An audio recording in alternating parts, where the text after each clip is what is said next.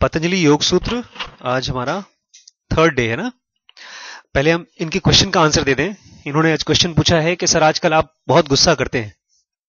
आज से करीब 5 साल पहले एक छोटी सी गैदरिंग हुई थी हम लोगों की। बुक क्लब था हम लोगों का। सामने आ जाइए आप। हाँ, इधर इधर सामने आ जाइए। बुक क्लब में एक सज्जन ने पूछा था हम लोगों को गुस्सा क्यों आता है।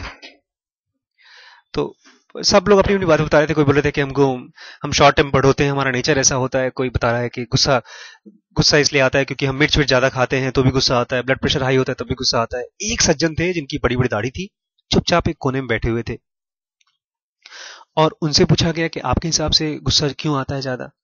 तो बोलते हैं मुझे तो दुख इस बात का है कि बहुत से लोगों को सही कारणों पर भी गुस्सा नहीं आता। मतलब जब कहीं कुछ गलत हो रहा है तो चुपचाप वहां से नजर बचा के भाग जाते हैं। एक स्टडी के हिसाब से जिस गली में एक आदमी है और वहां से एक औरत जा रही है और वहां पर कोई गुंडा आ गया तो उसकी इज्जत बचने की ज्यादा चांसेस हैं।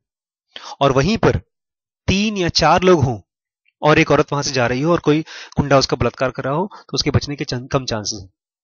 क्यों? क्योंकि लोग एक दूसरे का मुंह देखने लगते हैं कि तुम पहल करो, तुम पहल करो। गुस्से के साथ भी यही है। आमतौर पे लोग सही चीजों के लिए गुस्सा नहीं करते। गुस्सा तब करते हैं जब उनको गुस्सा आता है। मैं नहीं चाहता कि इस सेंटर को पिछले हफ्ते 2 हफ्ते पहले ऐसे ही हुआ था।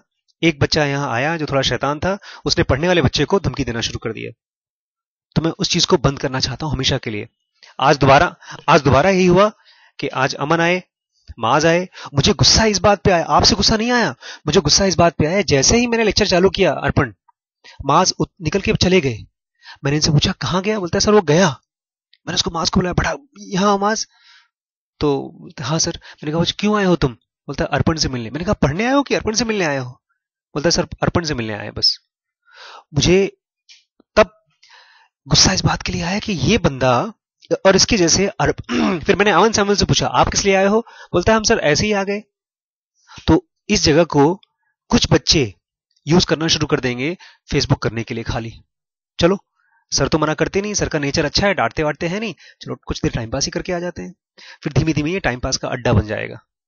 और मैं नहीं चाहता इस जगह को टाइम पास का अड्डा। मैं चाहता हूं ये बहुत ही पवित्र जगह हो जहां पर बच्चे आते ही उनका माइंड कॉन्सेंट्रेटेड होना शुरू हो जाए। और जहां पर कोई बच्चा बैठा हुआ है और कोई पीछे से आकर के उसको धमका रहा है या फेसबुक दे मैं करूंगा फेसबुक, ऐसा हो रहा है, उस जगह पर पढ़ाई नहीं हो पाएगी। तो मुझे गुस्सा इस बात पर आएगा और भी गुस्सा आएगा और मैं सब कुछ तोड़ ताड़ दूंगा अगर इस तरह का रहा। मैं सेंटर बंद कर दूंगा। बिकॉज मैं जो बनाना चाहता हूं, मैं नॉर्मल स्कूल नहीं बनाना चाहता। वहां पर डॉन बॉस्को में आपका यही होता है कि सब घोड़े भी, बकरी भी, शेर भी सब एक ही क्लास में रहते हैं। जो बच्चे पढ़ने चाहते हैं वो भी, जो नहीं पढ़ना चाहते वो भी। अगर मेरा स्कूल हो तो मैं छांट करके इन बच्चों को एक इंटेंसिव ट्रेनिंग करूंगा। वहां पर चाहे पिटाई करो, चाहे गाली दो, चाहे कुछ भी करो, उनको सुधारो। जब सुधर जाएं उसके बाद नॉर्मल बच्चों के साथ रखो। ये ऐसा नहीं कि आप खराब हैं, आप अच्छे हैं। आपका अलग मेंटालिटी है। जब बात करते रहो, मैं कोई सीरियस बात इनसे कर रहा होता हूं तो उनके मुंह पे हंसी नहीं आती, लेकिन मास के मुंह पे बहुत जोर से हंसी आती है। वो हंसी नहीं है, वो एक तरह से आपको ये कहना है तुम भाड़ में जाओ, मुझे तुम्हारी बात से कोई फर्क नहीं पड़ता। वो चीज मैं खत्म कर दूंगा। अपने सेंटर पे तो नहीं चलाना चाहता मैं। ठीक। तो गुस्सा मुझे क्यों आता है? क्योंकि मैं सेंटर को की पवित्रता मेंटेन करना चाहता हूं। सेंटर को एज अ लर्निंग इंस्टीट्यूट बनाना चाहता हूं, ना कि एज अ फ्रेंडशिप इंस्टीट्यूट। अगर वो बनाना होगा तो हो सकता है आज के 50 साल बाद या 10 साल बाद हमारे पास खूब बड़ी एक जगह होगी, वहां पर एक कॉफी शॉप रहेगी, वहां पर आप दोस्त लोग बैठ के खूब बातें कर सकते हैं। पिज्जा ऑर्डर करिएगा, कॉफी ऑर्डर करिएगा, उसमें भी हमारी कमाई होगी कुछ। ठीक है। कंप्यूटर बैठ के आप फेसबुक भी कर सकते हैं आराम से। ठीक। वही तो। लेकिन तब तक हम लोग कल हम लोग थे, हाँ, नॉन अटैचमेंट के थे। 2 चीजें थी। अगर आपको अपने ये जो 5 मॉडिफिकेशन है, 5 मॉडिफिकेशन कौन कौन से हैं माइंड के? Correct knowledge, incorrect knowledge, sleep, imagination and memory. ये 5 चीजें हैं। और इन पांचों पे अगर हमको फैंसी को इमेजिनेशन बोला हम लोगों ने, इन पे कंट्रोल पाने के लिए हम लोग को 2 चीजें करनी पड़ेंगी।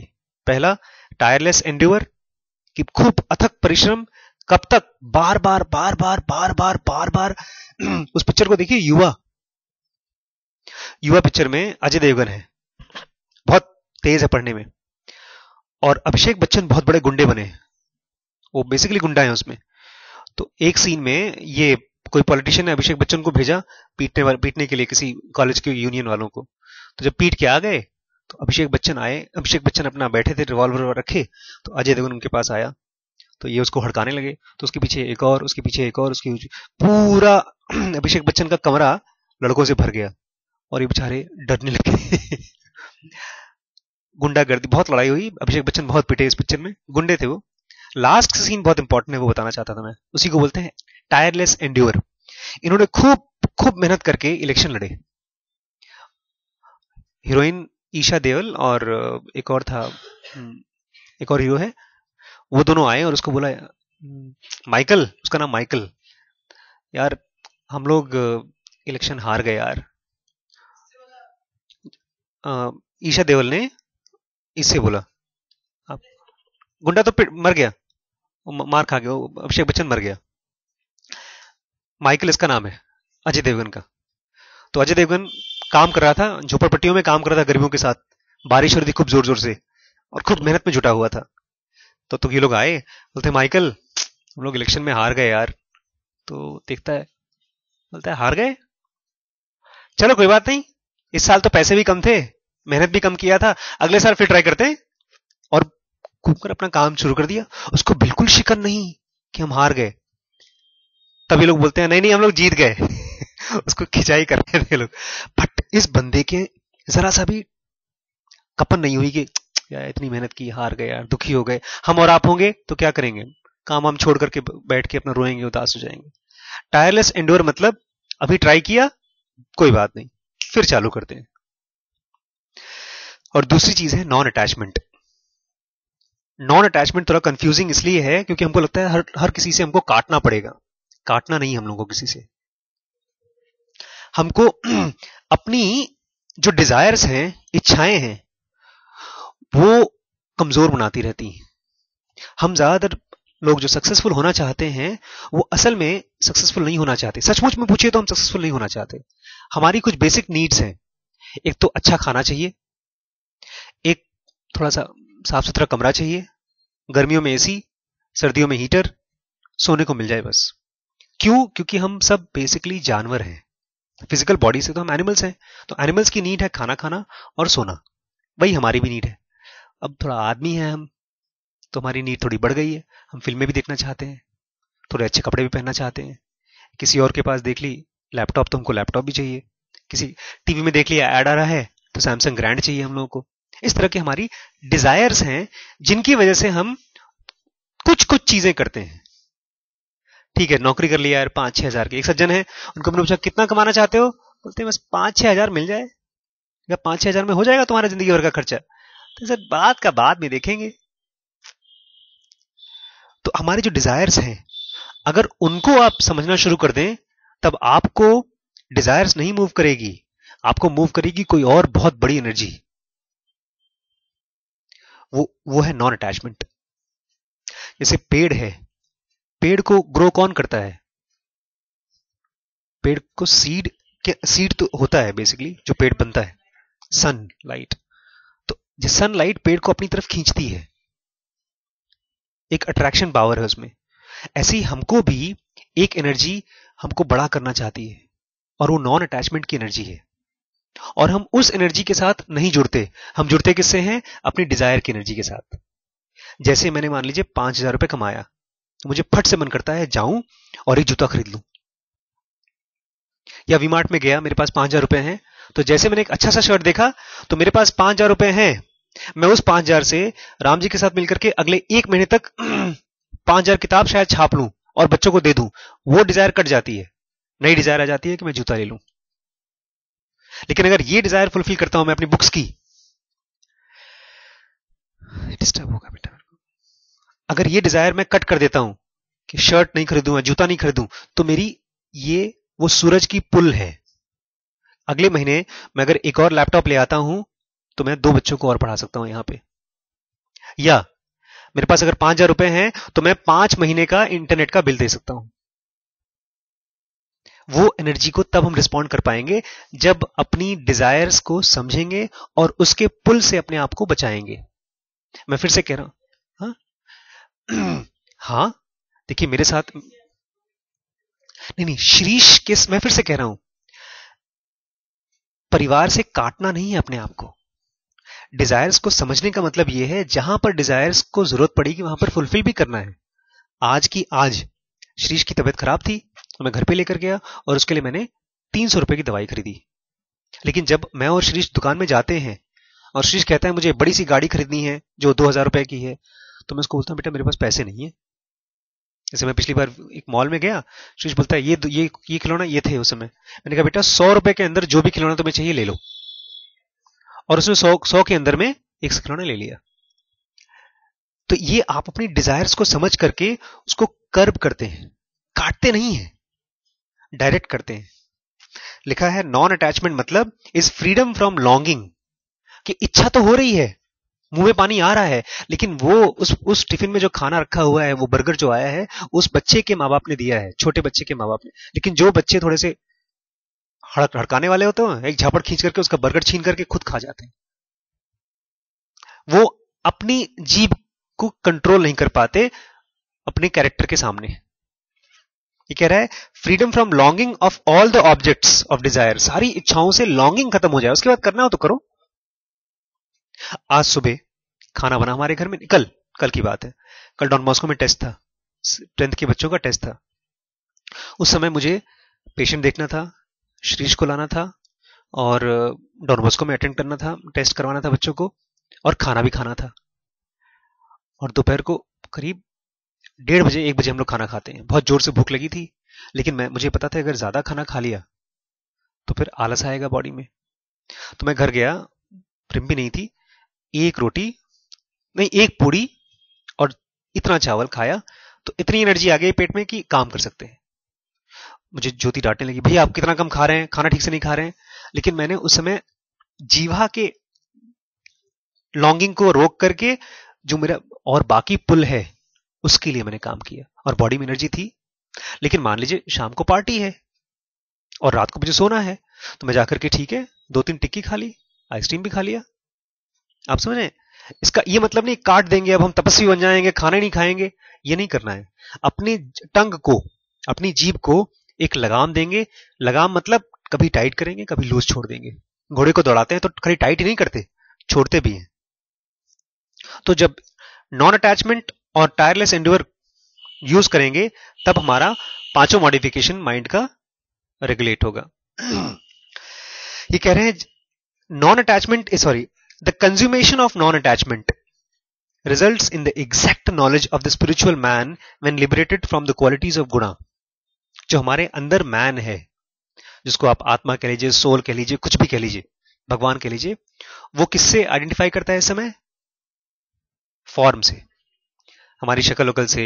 हाँ, ये बोलता है लेकिन जब आप नॉन अटैचमेंट पूरी तरह से हो जाएगा कि आपको दुनिया की कोई चीज अटैच नहीं कर सकती, तब आपका स्पिरिचुअल मैन जो अंदर का है वो अपने आप को असल रूप में देखेगा, वो अपनी रियल पावर को देखेगा, क्योंकि उसके पहले वो पावर उसको देखने नहीं देती।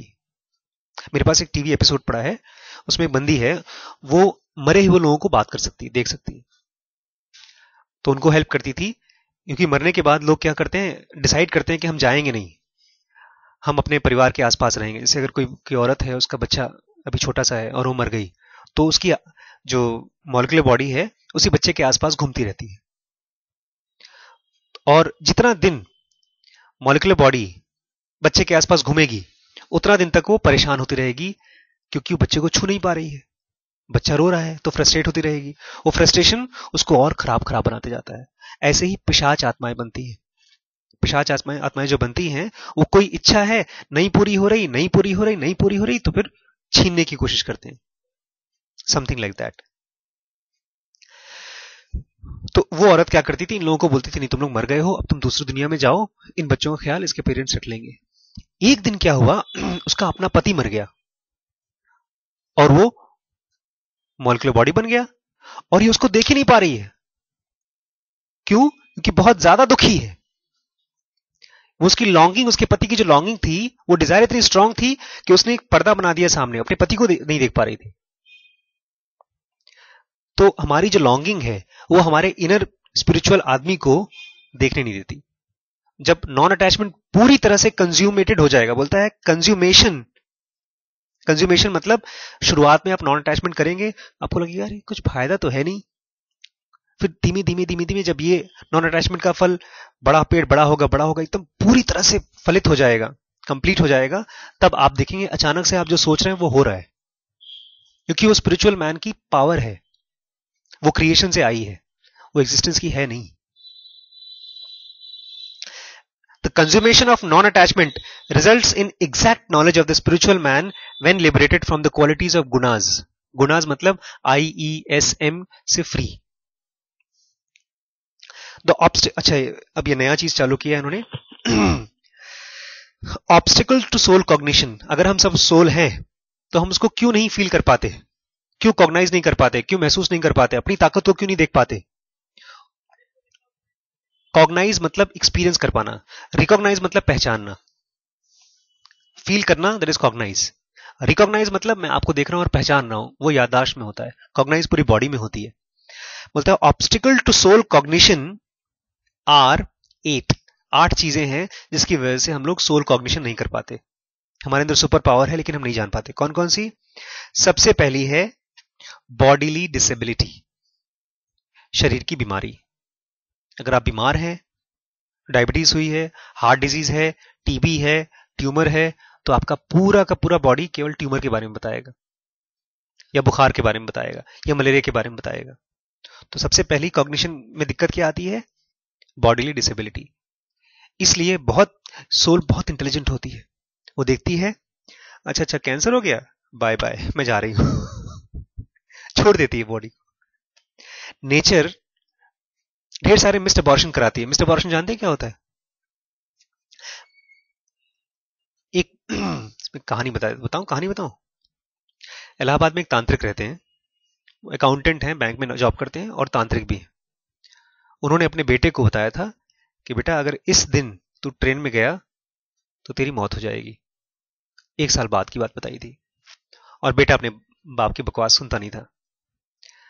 तो बेटा गया, उसी दिन गया, और उसी दिन उस बच्चे की जहर खुमारी में डेथ हो गई।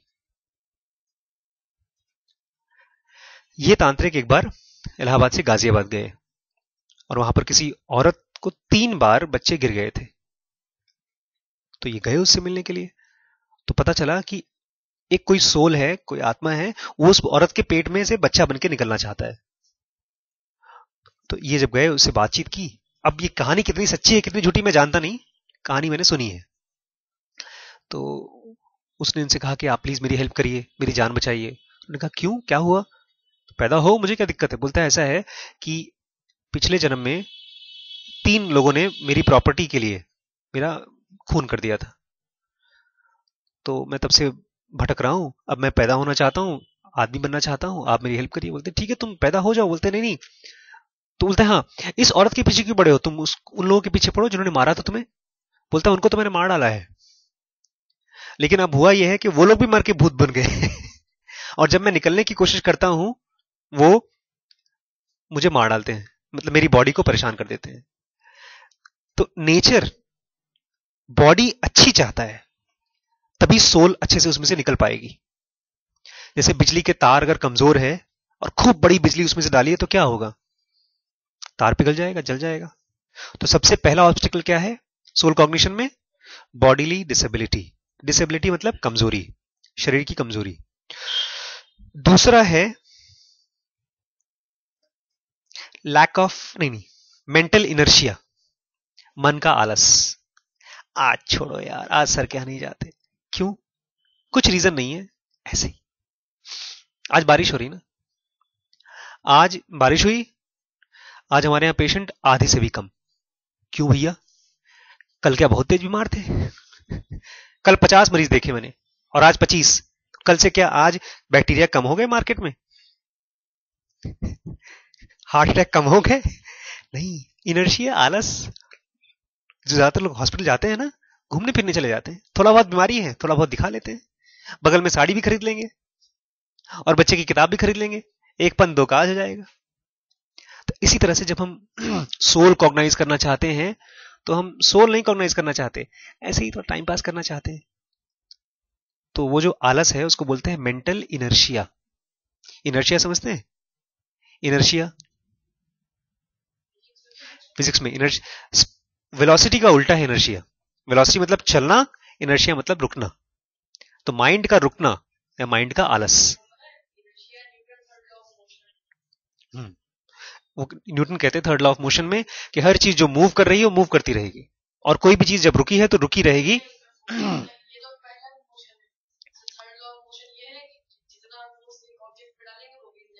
एग्जैक्टली हाँ, अगर बिल्कुल नहीं कोई डालेगा तो मूव ही नहीं करेगा वो। इनर्शिया एग्जैक्ट वर्ड जो है उसका मतलब होता है नहीं मूव करना। इनर्शिया, इनर्ट हो गई है कोई चीज, ऐसे बोलते हैं इनर्ट है ये बैक्टीरिया बॉडी में गई और इनर्ट है। इनर्ट मतलब कुछ नहीं करेगी। इनर्ट मटेरियल होते हैं और स्टेबल मटेरियल होते हैं। तो माइंड का इनर्शिया, माइंड कुछ नहीं कर रहा है। जैसे कुछ भैया लोग आते हैं, उनको बोलो भैया कुछ सोच लो, काम कर लो। क्या सोचना यार, बैठे टाइम काटना है, 2 बजेगा घर चले जाएंगे। वो इनर्शिया है। पहला है बॉडीली डिसेबिलिटी, दूसरा मेंटल इनर्शिया, तीसरा है रॉन्ग क्वेश्चनिंग। सर आपको आजकल बहुत गुस्सा आता है, गलत बात है, क्यों गुस्सा आता है? इसमें आपने देखा ही नहीं क्यों गुस्सा आया, ये रॉन्ग क्वेश्चनिंग है। या फादर मुझे ही क्यों बार बार परेशान करते रहते हैं, मुझे ही स्पीच के लिए बोल रहे हैं। जैसे वो बच्ची सिमरन थी, वो मेरे पास आई कि सर मुझे अच्छे से अच्छा लेक्चर देना है, मैं चाहती हूँ कि आज के 2 साल बाद मेरे को अगर 50 बार लेक्चर देने के लिए बोला जाए हॉल में तो मैं दे सकूं।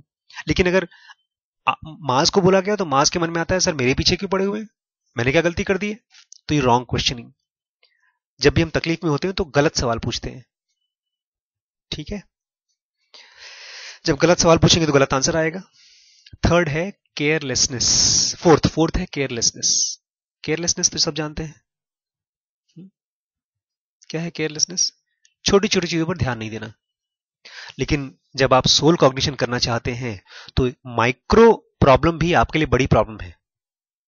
मतलब मैं कल बैंक में बैठा था, कल उसी समय बैंक भी जाना था मुझे। मैं गया बैंक में तो पैसा जमा करना था, मैं अपना फॉर्म भर रहा हूं, तब तक से एकदम बूढ़ा आदमी, कमजोर बूढ़ा, हाथ बेचारे के थोड़े हिल नहीं पा रहे, मेरे पास आया। भैया हमारो फार्म भर दो, पैसा निकाले गए। मैं उसकी तरफ देखने लगा, मैंने सोचा आशीष भाई तुम्हें अभी डॉन बॉस्को जाना है, मरीज देखना है, पैसा डालना है, खाना खाना है, शीश को लाना है, और ये सामने आके खड़ा हो गया तुम्हारे। कहानियां सुनी हमने कि ऐसे ही बूढ़े भिखारी लोग आते हैं, नहीं साईं बाबा भिखारी बन के आते हैं। मैंने सोचा ये पता नहीं भगवान है कि नहीं, लेकिन मेरी तो टेस्ट है ही। मैंने कहा बैठो बाबा बैठो, लाओ। उसका मैंने आराम से भरा। मैंने कहा लेट होगा तो होगा, देखा जाएगा, पहले ये काम कर ले। ये चीज शायद मैं 3 साल पहले नहीं करता, क्योंकि मुझे लगता कि बहुत इंपॉर्टेंट नहीं है मेरे लिए, मेरा काम बहुत इंपॉर्टेंट है। छोटी छोटी चीजों के लिए भी जब हम लोग केयरफुल हो जाएंगे तो हमारे लिए बहुत हेल्पफुल रहेगी। कि अभी तो दिक्कत नहीं है, लेकिन जब सोल कॉग्निशन में जाना है, कहानी ऐसी है कि युधिष्ठिर को स्वर्ग नहीं मिला। क्यों? क्योंकि उनके 2 ऐसे छोटे छोटे काम रह गए थे जो उन्होंने पूरे नहीं किए थे। कोई थे 2 छोटे छोटे काम थे, मैंने सुना, याद नहीं मुझे। तो सोल कॉग्निशन के लिए, सोल कॉग्निशन बहुत बड़ी लड़ाई है, तो मैथमेटिक्स की तरह है, थोड़ा भी आप छोड़ेंगे तो फायदा नहीं मिलेगा, उसको रुक जाएगा वो। 5वां है लेजीनेस। मेंटल इनर्शिया और लेजीनेस में थोड़ा फर्क है। मेंटल इनर्शिया माइंड का इनर्शिया है और लेजीनेस बॉडी का इनर्शिया है। उसके बाद है lack of dispassion. Lack of dispassion थोड़ा मुश्किल तरीका है बताने का। सिंपल तरीका यह है कि हम लोगों को सेक्स के प्रति या प्यार के प्रति बहुत ज्यादा रुझान होना, ये रुकावट है। ये नहीं कह रहे हैं कि सेक्स गलत है। सेक्स नेचर ने बनाया है ताकि बच्चे पैदा हो सके। एक पेड़ है, पेड़ में से बीज आया तो और पेड़ बनेगा। लेकिन हम लोगों का एक्स्ट्रा रुझान है, क्यों? क्योंकि हम अभी, हमारी बॉडी जो है नेचर की बनी हुई है, और जो सोल है वो नेचर का नहीं है। वो नेचर से कोई बहुत, इसलिए उसको परमात्मा या परम कुछ कुछ कहते हैं। ये नेचर उसका हिस्सा नहीं है। नेचर तो मैटर है। मैटर समझते हैं? तत्व, जिसको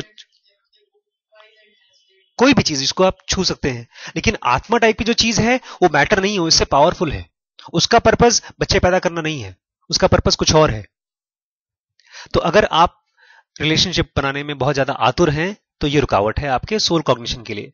अगर आप शादी वादी करके बच्चे बच्चे पैदा करना चाहते हैं, वो उसके लिए अच्छी चीज है, पैशन। लेकिन अगर आप सोल कॉग्नाइज करना चाहते हैं तो इट इज अ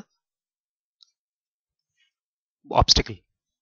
फिर से बता दूं, मैं यहां पर रिलेशनशिप को, प्यार मोहब्बत को गलत नहीं बोल रहा हूं। ये नियम है बेसिकली। आप पेट्रोल इंजन में शक्कर डालेंगे तो गलत है इंजन के लिए, पता है ना आपको? अगर आपने पेट्रोल की टंकी में शक्कर डाल दिया तो वो इंजन के लिए खराब है, सील कर देगा। लेकिन शक्कर अपने आप में अच्छी चीज है। शक्कर खाने से हमको स्वाद अच्छा लगता है। तो ऐसे ही सेक्स अपने आप में अच्छी चीज है, लेकिन अगर आप सोल कॉग्निशन करना चाहते हैं तो आपके लिए वो खतरनाक है, ऑब्स्टिकल है।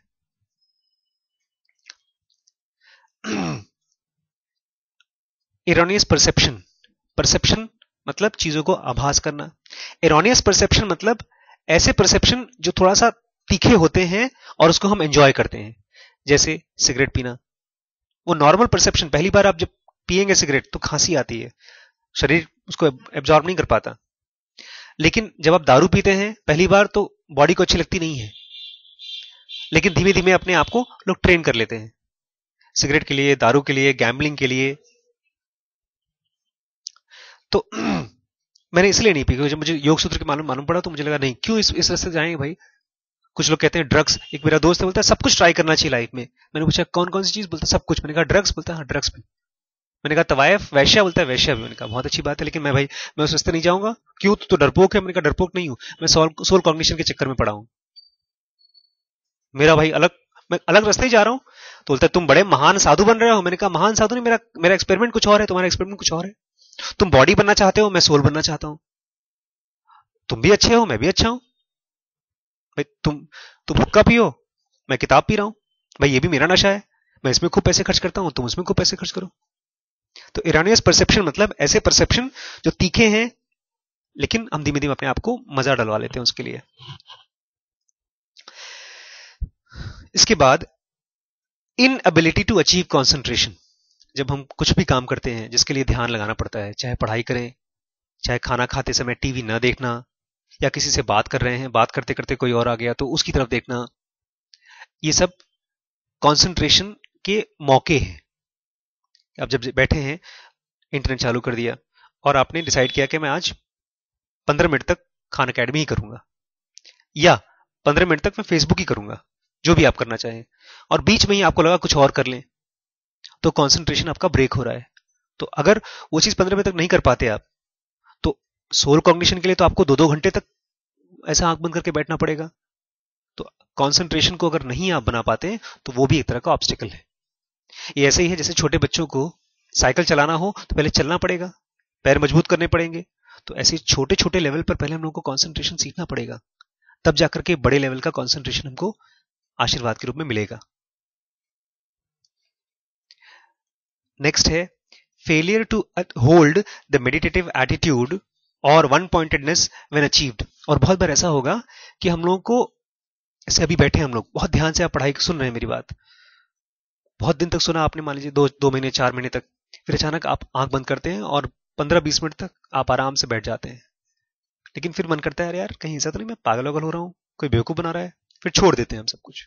तो बोलता है फेलियर टू होल्ड, पकड़ पाना। बहुत से लोग पकड़ ही नहीं पाते। मेडिटेटिव एटीट्यूड दिमाग का जब मिलता है तब भी लोग छोड़ देते हैं, उसकी वैल्यू नहीं जानते, और ये भी नहीं जानते कि इसको छोड़ देना अपने आप में ऑब्स्टिकल है। कि जब पैसे आ गए, मान लीजिए मेरे चाचा हैं, उन्होंने करीब 15-20 लाख रुपए कमाए, और एक और मेरे कजिन हैं, वो डॉक्टर थे, उन्होंने करीब 45 लाख रुपए कमाए थे। लेकिन जब मैंने उनसे पूछा कि कहाँ खर्च हो गए भैया सब, बोलते हैं अरे यार मत पूछो। मैंने कहा बताइए कहाँ खर्च हो गए? बोलते हैं बार में चले जाते थे, उड़ा आते थे, फिल्में देखते थे वो लोग, ऐसा नोट फेंकते हैं लड़कियों के ऊपर, तो हम लोग को भी जोश आया, तो हम लोग भी फेंक के आ गए। मैंने कहा 45 लाख रुपए खत्म कर दिया, तो 1 साल के अंदर अंदर।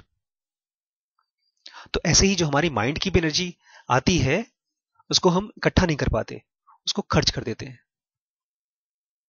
इसीलिए मैं जब जेनोगा मिली तो मैंने अपने सारे लोगों से विदा कर दिया एक हफ्ते के लिए कि मैं उसको कॉन्सेंट्रेट करना चाहता हूं, अपनी बॉडी को ट्रेन करना चाहता हूं। तो ये 8 ऑब्स्टिकल हैं जिनको हम अगर जानते हैं और उनको ठीक रोक सकते हैं तो हमको उसमें हेल्प मिलेगी। किस चीज में? सोल कॉग्निशन में। कौन कौन से हैं? पहला, bodily disability, carelessness, mental inertia, wrong questioning, laziness, lack of dispassion, erroneous perception, inability to achieve concentration, and failure to hold the meditative attitude when achieved. ठीक है, थोड़ा सा और पढ़ते हैं, 5 मिनट। अच्छा, मान लीजिए नहीं, ये बड़ा अच्छे से समझाया है। पेन, पेन मतलब दर्द। डिस्पेयर, डिस्पेयर मतलब दुख।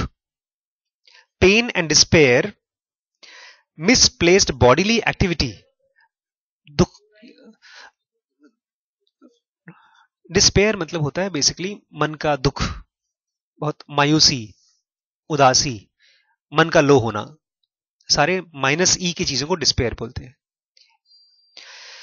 Pen, despair, bodily disability, sorry mental misplaced bodily activity, कि अगर मान लीजिए मैं अल्ट्रासाउंड करते करते मेरा हाथ दर्द कर रहा है तो मैं ऐसा नहीं कर पा रहा हूं, या रात को तकिया बड़ा लगा लिया तो मेरी गर्दन अकड़ गई, तो इसको बोलेंगे मिसप्लेस्ड, गलत तरीके से प्लेस हुई बॉडीली मिसप्लेस्ड बॉडी एक्टिविटी। या पेट दर्द हो रहा है मेरा, तो pen,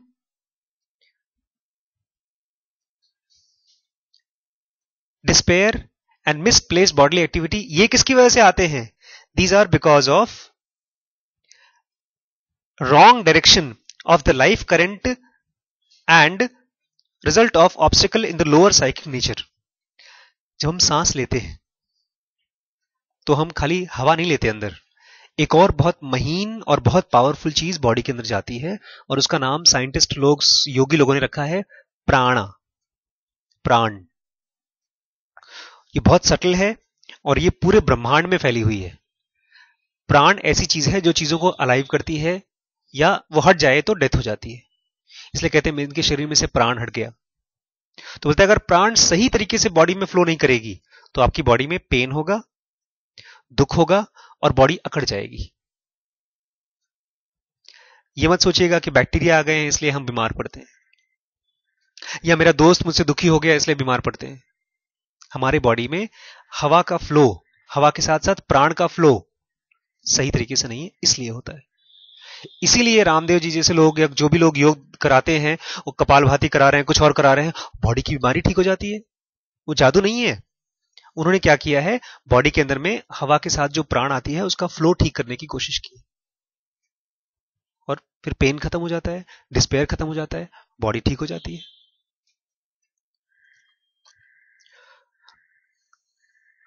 to overcome the obstacle, अगर आप ऑब्स्टिकल को ओवरकम करना चाहते हैं, उसको जीतना चाहते हैं, and their accomplishment, sorry, and their accompaniment, उसके साथ जो चीजें आती हैं,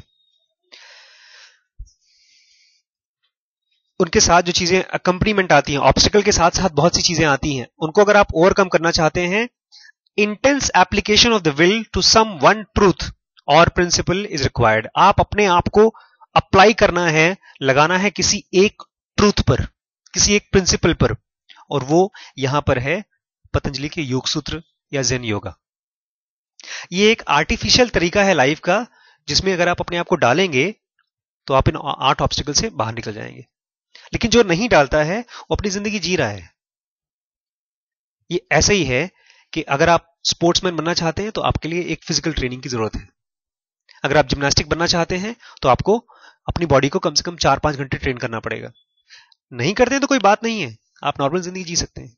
तो ऑब्स्टिकल को अगर पार करना है तो आपको इंटेंसली, बहुत तीव्र रूप से अपने माइंड को और बॉडी को किसी एक प्रिंसिपल में अप्लाई करना पड़ेगा, लगाना पड़ेगा। ठीक है, आज यहां तक करते हैं, बाकी कल। Thank you.